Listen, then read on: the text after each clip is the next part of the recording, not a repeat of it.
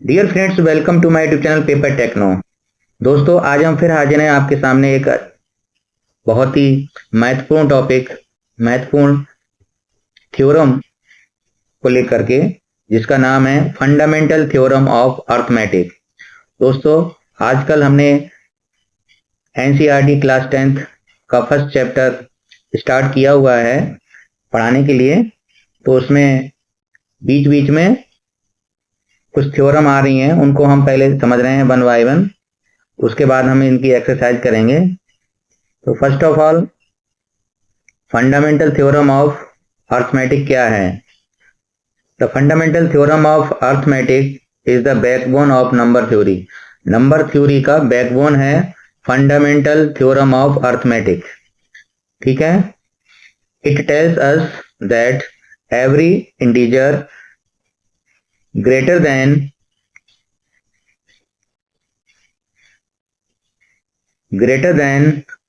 1 can written as product of prime numbers, and this factorization is unique except for the order of the primes। ठीक है। कोई भी भाज्य संख्या को हम उनके अभाज्य गुणनखंड के रूप में लिख सकते हैं, और फैक्टराइजेशन का ऑर्डर चेंज हो सकता है, लेकिन उनका मल्टीप्लिकेशन जो है वो उतना ही आना चाहिए जितना कि हमारी भाज्य संख्या है। नाउ स्टेटमेंट जो थ्योरम का है वो क्या है? The theorem states every composite number can be expressed as a product of prime numbers and this factorization is unique। ठीक है दोस्तों, कोई भी हमारा कंपोजिट नंबर है, कोई भी हमारा भाज्य संख्या है जो डिविजिबल होती है, उसको हम प्राइम नंबर के मल्टीप्लिकेशन में लिख सकते हैं फैक्टराइजेशन करने के बाद। इसको हम हिंदी में भी समझते हैं। हिंदी में क्या है? प्रत्येक भाज्य संख्या को अभाज्य संख्याओं के गुणनफल के रूप में व्यक्त या गुणनखंड जिसको हिंदी में फैक्टर भी कहते हैं, किया जा सकता है। और गुणनखंडन अभाज्य संख्याओं के क्रम को छोड़कर प्रत्येक भाज्य संख्या के लिए विशिष्ट होता है। ठीक है। तो हम इनको कुछ एग्जाम्पल के द्वारा समझते हैं। जैसे हमने एग्जाम्पल लिया है 20 का, तो 20 को हम कैसे लिख सकते हैं? फैक्टराइजेशन करने के बाद, फैक्टर को हिंदी में गुणनखंड ही कहते हैं। तो फैक्टर करने के बाद में हम इसको 2 × 2 × 5 लिख सकते हैं। और इसमें ये भी कहा है कि हम इनका जो ऑर्डर है वो चेंज हो सकता है, तो हम इसको 5 × 2 भी लिख सकते हैं।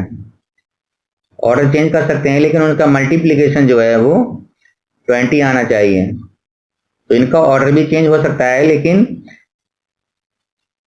मल्टीप्लिकेशन हमारा जो भाज्य संख्या है उतना ही रहना चाहिए। तो दोस्तों, ये है हमारी fundamental theorem of arithmetic. Next example भी ले सकते हैं। नेक्स्ट एग्जाम्पल है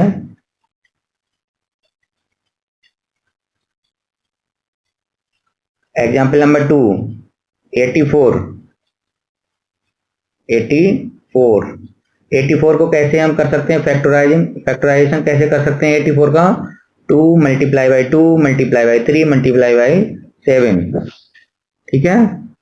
इसको हम डिवाइड करते जाएंगे 84 को, तो हमारा ये फैक्टराइजेशन प्राप्त होगा। इसको हम 7 × 3 × 2 × 2 भी लिख सकते हैं। इसका मल्टीप्लिकेशन जो है वो 84 ही रहना चाहिए। ऑर्डर चेंज कर सकते हैं, लेकिन कोई भी भाज्य संख्या को हम प्राइम नंबर के मल्टीप्लिकेशन में लिख सकते हैं गुणनखंड करने के बाद, फैक्टराइजेशन करने के बाद। ये है इसका थ्योरम का मतलब। दोस्तों, इस थ्योरम का इस्तेमाल क्या क्या हो सकता है? Number 1, in finding prime factorization. जैसे अभी हमने एग्जाम्पल लिया था 20, 84, ऐसी और भी एग्जाम्पल हो सकते हैं। तो उनके जो फैक्टराइजेशन होते हैं, प्राइम फैक्टराइजेशन होते हैं, उनमें इस थ्योरम का उपयोग किया जाता है। नेक्स्ट है इन calculating the LCM and HCF etcetera. LCM और एचसीएफ निकालने में भी इस थ्योरम का उपयोग किया जाता है। दोस्तों, ये था फंडामेंटल थ्योरम ऑफ अर्थमेटिक के बारे में संक्षिप्त विवरण। और अगर आपको ये समझ में आया हो तो कृपया वीडियो को लाइक कीजिए, शेयर कीजिए और चैनल को सब्सक्राइब कीजिए। अगर कोई कमी रह गई हो तो आप कृपया कमेंट करके बताइए, उसको इम्प्रूव कर दिया जाएगा। और आप इस चैनल के साथ जुड़िए।